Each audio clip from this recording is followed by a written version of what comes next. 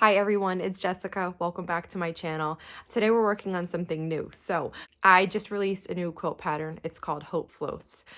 This pattern I drew years ago, and I was going through the files last week and I thought, okay, it's time to really bring this pattern to life. I recolored it in the fabric I have and I got to work, and it came together so quick. So today we're working on one of the blocks. Let me show you what that block looks like. So we're gonna make this together now. Let's get started. I have all the pieces here to make this quilt block. By no means is this difficult, we have a couple steps to do. So the first thing we need to do is do 4 at a time flying geese. We have 2 different blues that are used to make a flying geese. One of them gets red and one of them gets white. So just choose between your fabric, which one you want to have your colored and which one you want to have your background. I'm going to change my foot to 34D, which is the foot that I like to use when I'm making flying geese. And I've done a video before on how I like to make 4 at a time flying geese. I'll link to that below if you haven't seen it. I'd recommend watching that. That goes in detail. That's like a really teaching you how to make flying geese video. So I'll put that below in case you haven't seen it. In that video, I talk about drawing lines and all the steps that you want to take if you're a very beginner at doing this. One of the things that we mention is cutting the little tips off. I'd caution you against doing what I did unless you're very, very comfortable making these. Otherwise, you'll want to draw the lines first and then cut the tip off to make sure you're not cutting too much. If you cut too much, your geese won't come out. But I've made all the blocks in the quilt like this, and I'm pretty comfortable just cutting and letting it go. So the next step then is to take your 2 squares and you match them up onto the larger square. And what's going to happen here is these pieces will just barely overlap or just sit next to each other without overlapping, and that's perfect. Now we're going to sew 1/4 inch away from the middle line. Now I don't have a middle line drawn, right? So how do I know what the middle line is? I've made a lot of flying geese. So I just know. But what you would do is, if you wanted, you draw a pencil line down the middle with a ruler before you cut them and arrange them like this, when they were just a square. And then you would sew on 1/4 inch either way. And then we are going to just sew 1/4 inch away from the middle. And we're going to do it on both sides. So we're going to do it here on this left side, and then we're going to cut the thread and do it on the other side too.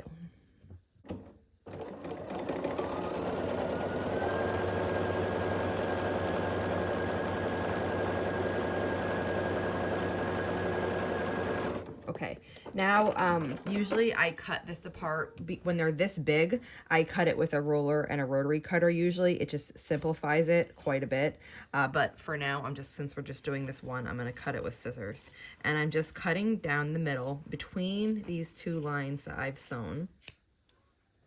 And the next step is to just open this up. I prefer finger pressing here, definitely. But you could choose if you want to do an iron or not. I just finger press those open, and then I take another square. This one doesn't have any bits of it trimmed at all, and I'm just going to match it up. I start by matching this bottom corner here, and then I let everywhere else fall into place. And then we're going to repeat the process where we sew 1/4 inch away from the middle. And again, if you want to draw that diagonal in, you can do that. And if you don't need to, then you don't need to. We'll do that on both sides. Let me just get this fixed up a little. There we go. And the 4 at a time flying geese, what's awesome, like totally wonderful about this method, is how efficient it is with fabric. You waste no fabric with this. And what's nice about that is then you don't have to commit to using the cutoffs. Stitch and flip geese are probably one of my favorite ways to make this. But it does produce a lot of cutoffs when you're cutting those corners and not using them. And this method eliminates that completely. So it's really fantastically fabric efficient. And the other part is that means is that you need less fabric to start with. So that's what's really great. You know, if you have a fat quarter, you could get more of these out of it than the stitch and flip. So that's what's nice. So now I've done that to both my pieces, and I'm just cutting down the middle again.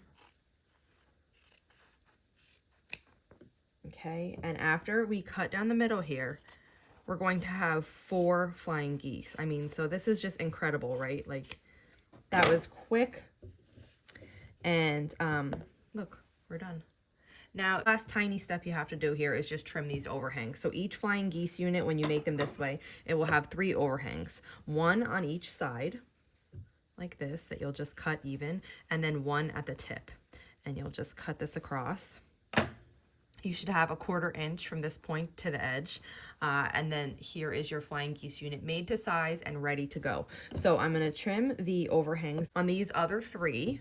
I am also going to make another set of 4 at a time flying geese. This time I'm going to make it with this blue piece and with my red squares. So I'm just going to repeat exactly what I did for the other one, and then I will meet you back here. Okay, once we have all the geese made, the next step is to sew 2 of them together like this. So the points are going in the same direction. The red is on the left and the white is on the right. And then we just put the white one on top of the red one. And then we're going to sew across here.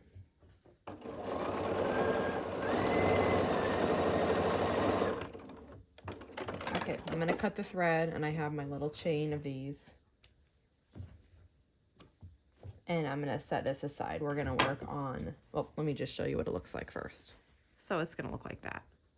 I'm going to set this aside. We're going to work on the other unit that we need for this quilt. So I'm going to show you what the unit looks like first, and then I'll show you how we make it. Now don't get worried because we're using triangles. It's no big deal. We can do this.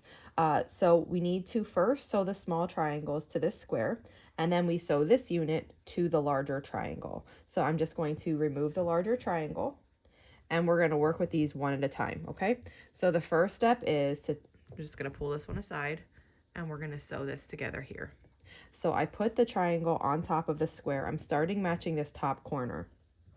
And once I have everything in line, we're just going to sew across this. Okay, now we're going to have this little bit overhanging here at the bottom. I'm going to cut that off. Okay, and then I'm just going to finger press it open, and we're going to be left with that.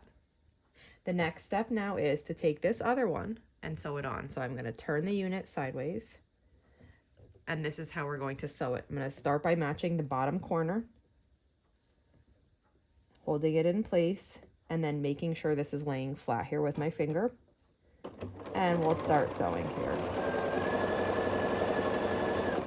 We'll cut the thread, and then we're going to open this up, and we have our unit. Now we do need to trim across the middle here, so I just hold this flat with my finger. Don't cut that little end by accident. And then cut that off. So now we have the unit that looks like this. I'm going to bring back my other triangle. This is how we need to sew it together. I like to have the unpieced one on the bottom.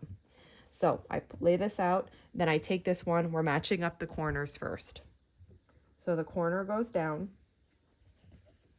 and then I kind of backtrack and get the rest of the piece matching. Now this unit is kind of large, so here I'm going to just start sewing where I know it's matched up in this top corner. I'm going to start sewing just to hold it in place for me. Then I'm going to take a minute to just arrange the rest of it, and then we'll sew the remaining way.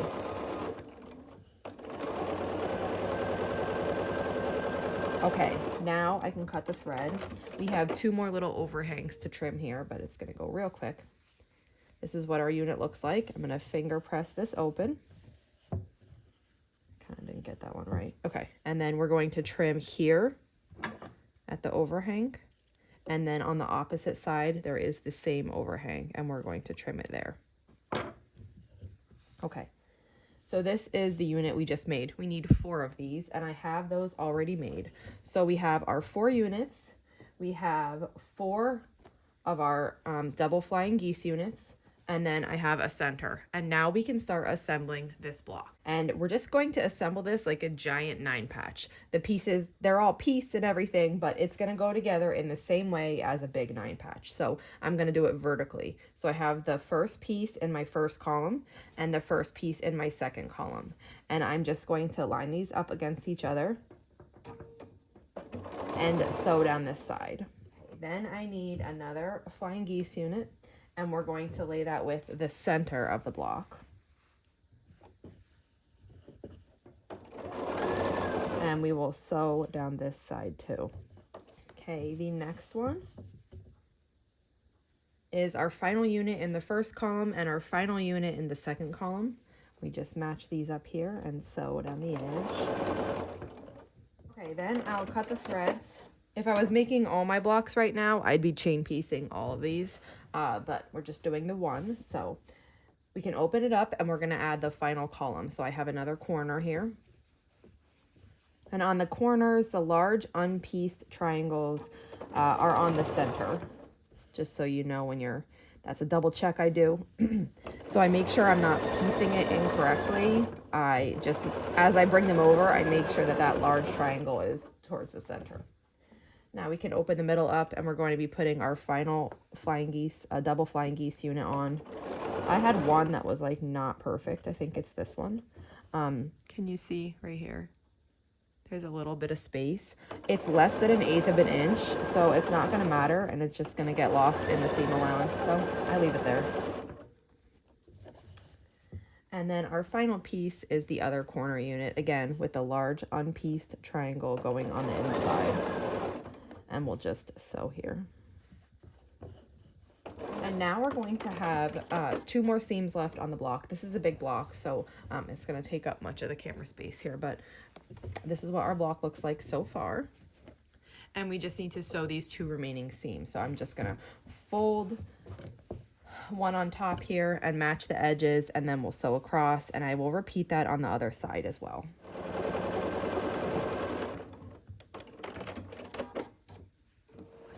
And here is this block. That's it for today. Look at this big, beautiful block we just made. I'll link to the Hope Floats pattern below. If you have any questions on this tutorial, just let me know. And if not, I'll see you back here soon. Thanks for following along.